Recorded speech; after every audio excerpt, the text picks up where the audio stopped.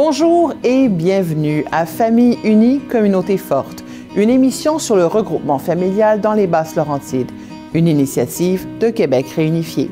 Cette semaine, nous allons élaborer sur le thème de la francisation. Bonne émission!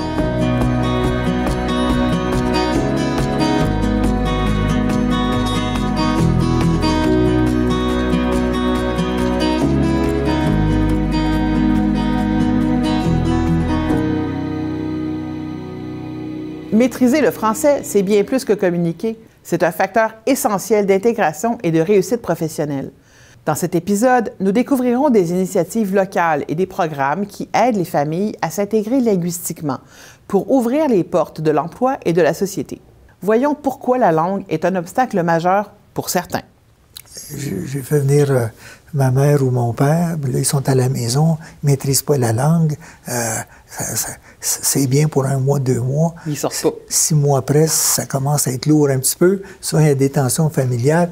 Donc, là, on est dans notre rôle, ABL, de favoriser des activités, des ateliers de francisation, des ateliers de connaissance du milieu. Est-ce que Juan Carlos et Juan Diego avaient appris le français avant d'arriver? Comment ça s'est passé pour le français? Bon, Juan Carlos, il a fait un petit peu des cours il a pris des cours de français à l'Alliance française là-bas, dans notre ville. Mais c'était un français de base, vraiment. Aussitôt, quand il est arrivé, bon, il a trouvé beaucoup de défis. Il ne comprenait pas. Et il était un petit peu gêné. Ça fait un petit peu partie de sa personnalité, un petit peu gêné, mais c'est correct. Tout le monde est différent. Mais bon, je pense qu'il a vraiment appris le français et puis il s'adaptait très, très bien et vite. Ici? Ici. Est-ce que vous avez eu rapidement accès à la francisation? Bon, il a pris 2 mois. Oui, c'est ça. C'est par l'entremise de la première entreprise où il a travaillé qu'ils ont donné accès à un cours à la francisation temps partiel. Et Juan Diego, il s'adaptait, mon Dieu, très vite. Il a appris le français vraiment. Même l'enseignante à l'école, il dit, bon, ça va prendre 1 an avant qu'il commence à parler. Un an? Dans 5 mois, il était déjà à l'aise. Il comprenait tout. Même l'enseignant était étonné de comment ça a été vite pour lui. C'était impressionnant. Qu'est-ce qui était le plus difficile là, dans la période où tu attendais de savoir si tu allais venir ici avec ton père? C'était un peu difficile aider mon père à apprendre la langue, puis apprendre la langue aussi, parce que j'avais jamais à parler une autre langue dans ma vie. Fait que tu as appris le français en aidant ton père à étudier le français? Oui. Est-ce que tu peux me parler un peu de ton apprentissage du français? Oui, j'ai étudié la francisation à Terrebonne, à l'école Central Avenir de Terrebonne. Okay. Les enseignants et la directrice sont très gentils. J'aime beaucoup cette école. J'ai étudié, je pense qu'un an, 2 mois, j'ai étudié. Temps plein. Okay. Et après de l'école, j'ai dû travailler à l'hôtel de 3h30 jusqu'à minuit. J'ai fait ça pendant 1 an, 2 mois. Le parrainage, la résidence permanente, c'est une étape. Après ça, il y a d'autres étapes, entre autres l'étape de la citoyenneté aussi, qui est aussi difficile, aussi pénible, parce que, évidemment, il y a des tests de connaissances générales qui sont quand même, c'est bien, je veux dire, je trouve ça bien, mais c'est les tests de français qui sont plus assez fortement critiquables, parce que, premièrement, c'est des tests, je pense que c'est encore comme ça aujourd'hui, des tests qui sont conçus à Paris, qui sont corrigés par des gens à Paris ou en France. Donc, puis c'est des tests quand même de haut niveau. Ça prend une excellente maîtrise du français. C'est des textes d'analyse, des tests, c'est ça, d'analyse de texte. Donc, même moi, je vais vous dire, je suis allé à l'université, puis je trouvais ça, je me mettais à la place d'un immigrant immigrants, je me disais, moi, ma femme, c'est pas pire, elle parle déjà français, un excellent français, parce que la Côte d'Ivoire, c'est un pays francophone, mais je me mettais à la place des immigrants, dans le fond, dont la langue française n'est pas la langue maternelle, puis je me disais, mon Dieu, c'est vraiment... c'est un obstacle important, puis je trouvais que c'était un obstacle injustifié parce que, dans le fond, on veut s'assurer que ces personnes-là aient, dans le fond, une maîtrise là, du français pour dans le fond, leurs interactions quotidiennes, et ainsi de suite. Donc, c'est ça. Fait que ça aussi, il y a beaucoup de difficultés. C'est vraiment difficile. Tout ce processus-là, on ne sent pas qu'on est appuyé. Georges, vous parlez un français formidable. Merci. Oui, vraiment d'une clarté totalement limpide. Comment s'est passé? Est-ce que vous parliez français avant de venir? À l'école, j'ai pris des cours en français. Donc, 20 années passées, j'ai parlé un peu de français à l'école. Mais après ça, j'ai jamais utilisé ça. Donc, c'était presque complètement perdu. Et après, tu rencontres une belle qui parle français. Donc, c'était un peu un problème au début pour moi. Parce que mon français était comme oui, non, je ne sais pas. C'était tout environ. Mais tu arrives ici et ses amis ont fait un effort de parler en anglais et ils ont fait ça vraiment bien. Mais c'est pas la langue ici. Donc si tu es dans une compagnie avec des amis, les gens veulent parler leur langue. Ça c'est normal. Donc, c'était vraiment nécessaire d'apprendre la langue proprement. Donc, le moment où on a dit « OK, on va déménager au Québec », j'ai commencé à faire des cours de Duolingo pour faire des exercices. On a regardé des films comme Bon Cop, Bad Cop. C'est vraiment québécois, donc c'est déjà une différence avec le français d'Europe, parce que l'accent est complètement différent. Et des séries comme Survivor Québec, on a regardé aussi pour pratiquer ça. Et le moment où j'ai fait un travail temporaire chez Tim Hortons, le niveau de mon français a vraiment augmenté beaucoup parce que c'était vraiment en québécois. Pas le choix. Les gens qui passent, ça doit aller vite, donc c'est comme, oui, je veux quelque chose avec un poi. C'est comme, j'ai aucune idée qu'est-ce qu'il a dit. Maintenant, je sais c'est quoi, mais l'accent était vraiment fort avec des gens, avec ses amis. On va parler articulé, comme ça c'est plus facile de comprendre, mais quand les gens commencent à boire ou c'est juste en passant, c'est avec beaucoup d'accent. Ah oui. Et si tu es entre les gens qui parlent avec l'accent et tu fais l'effort de parler avec eux, ça va plus vite pour apprendre le québécois. Est-ce que vous avez eu accès aux cours de francisation ou à des cours privés? Est-ce qu'il y a eu un moment où il y a eu de l'instruction formelle? On n'a pas utilisé ça. On a reçu le courriel pour dire qu'il y a des cours disponibles, mais on a regardé. Le plus proche chez nous, c'était vraiment le français de base. Et moi, j'avais déjà passé ça à ce point. Donc, on a dit, oui, ça ne va pas aider. On a juste dit à nos amis, maintenant, tu parles français, plus d'anglais. On va juste parler en français. Et au début, c'est articulé. Pendant le dîner, c'est encore un peu articulé. Et pendant le dessert, c'est québécois. Donc, je pense que formel, non. Avec les amis, c'était un cours plus intensif. Donc, le réseau social était essentiel. Oui.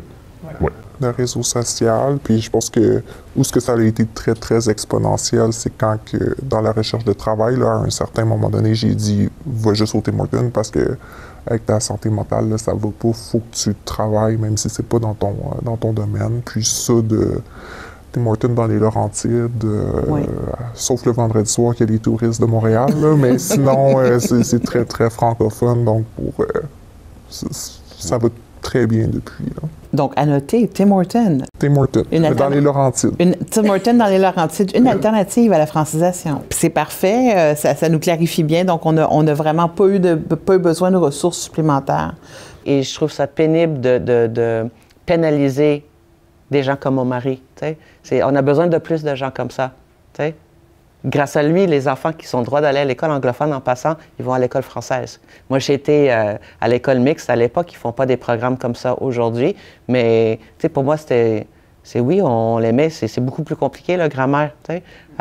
Mais c'est pas tout le monde qui pense comme ça. Alors, il ne faudrait pas pénaliser des gens comme ça. Donc, c'est Geoff qui a contribué à l'essor du français dans votre famille. Une chance. Oui. D'une façon, oui.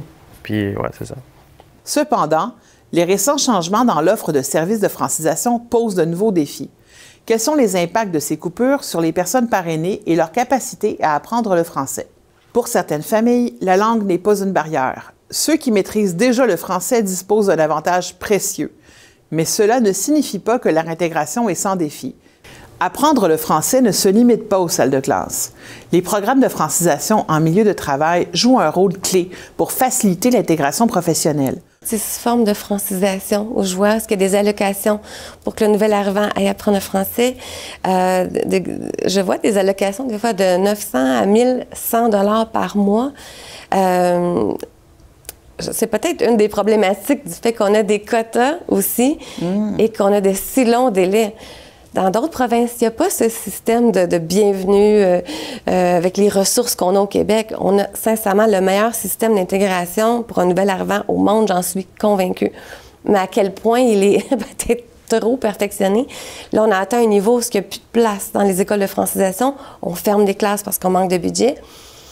Mais tous les nouveaux arrivants des dernières années, des clients à nous qui ont reçu autant d'argent mensuellement, ils n'ont souvent pas participé à l'économie parce qu'ils ont concentré leur énergie à apprendre le français.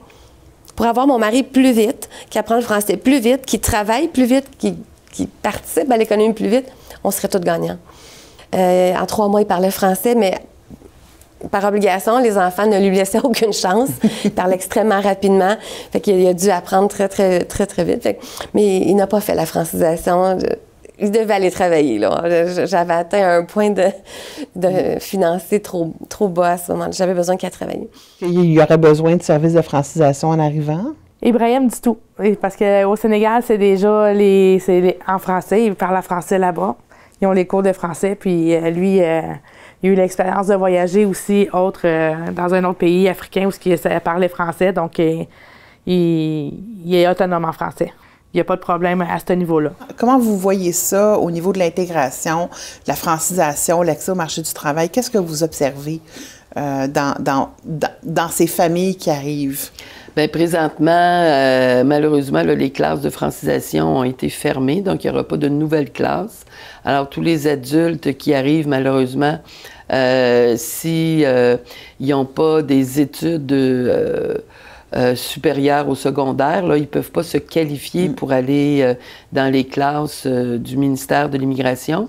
Nous, la majorité des gens qu'on reçoit, ils se qualifient plus dans les classes où sont données de la francisation par les centres de services scolaires. Et c'est là, dans les centres de services scolaires, qu'il n'y aura pas de nouvelles classes qui vont s'ouvrir, on ne sait pas jusqu'à quand. Mais dans le cas des enfants, c'est à l'intérieur des écoles même qu'il y a des professeurs qui donnent des périodes de francisation. Alors, en région, ici, dans les Laurentides, on n'a pas de classe de francisation dans les écoles primaires et secondaires. Ce sont des professeurs qui vont former des petits groupes, 2, 3, 4 périodes par semaine pour permettre la francisation. Et on a, dans le centre de services scolaires de la Rivière-du-Nord, entre autres, le nombre d'immigrants a permis de développer des classes de mise à niveau, qu'on appelle. Donc, ce sont des jeunes qui n'ont pas l'âge de, mettons, le jeune a 7 ans, mais il n'a jamais été à l'école. Il faudrait qu'il commence en maternelle, mais on va le mettre dans une classe de mise à niveau. Et là, il y a plusieurs niveaux dans la classe et les enseignants sont spécialisés justement pour accompagner ces jeunes-là et éventuellement, il va pouvoir être intégré dans le groupe là, de son niveau. Est-ce que vous me confirmez qu'il y a des histoires de réussite à ce niveau-là également? Ce sont tous des réussites. Toutes des réussites, vraiment. Et même à l'école secondaire, la polyvalente de Saint-Jérôme, il y a deux classes là, de réinsertion. Et à chaque année, ils produisent une pièce de théâtre sur leur parcours migratoire. Et c'est des histoires de réussite. C'est vraiment extraordinaire. La générosité des enseignants et des intervenants qui accompagnent ces jeunes-là, -là, c'est vraiment un don de soi là, qu'ils doivent faire. Là, des jeunes qui arrivent, qui ne parlent pas français, certains qui ont des traumatismes, certains pour qui c'est difficile de faire confiance à l'autre. Vous savez, les jeunes et les moins jeunes là, qui arrivent des zones de guerre et qui ont été pris avec des personnes qui étaient proches d'eux, qui tout d'un coup sont devenus leur ennemi. Bien, une fois qu'ils arrivent ici, de faire confiance à des inconnus, c'est très difficile. Alors, l'approche que doivent avoir les enseignants dans les écoles, là, elle est très stratégique et on a vraiment un personnel là, très dévoué qui permettent d'atteindre les objectifs qu'on s'est donnés. Est-ce que parler français était important pour trouver un travail? Pour moi, l'apprentissage de français, c'était très difficile. Maintenant, je me débrouille, mais il y a des fois, je me bloque pour parler. Mais dans mon travail, quand mon superviseur me demande qu'est-ce que je veux faire, je comprends, parce que c'est mon domaine. Comme ingénieur électrique, je travaille comme ensembleur électrique, que c'est mon domaine, je comprends. Mais des fois, je me bloque de parler avec les personnes. Mon fils, je suis fier de lui parce qu'il parle très bien et va bien. Est-ce que vous êtes inquiet des coupures en francisation qui sont annoncées? Je sais que j'imagine que vous suivez l'actualité même de loin. Totalement. Je trouve un petit peu aberrant d'inviter autant les gens économiques à s'intégrer au Québec et d'offrir les cours de français, des cours qui sont rémunérés pour avoir une certaine forme de subsistance et que du jour au lendemain, tout est coupé et c'est à refaire, que la semaine suivante, on réouvre les classes après avoir mis à pied des enseignants pour apprendre que c'est pour 3-4 mois, puis après ça, il y a encore une coupure de budget, il n'y aura pas d'autres cours de francisation. On ne sait pas sur quel pied danse présentement la CAQ, c'est de la gestion de la petite semaine. Je trouve que ce serait vraiment déplorable et peu professionnel. Merci d'avoir été des nôtres. Pour en apprendre davantage sur notre mission, suivez-nous sur nos réseaux sociaux. Pour revoir tous les épisodes, visitez le tvbl.ca. À très bientôt.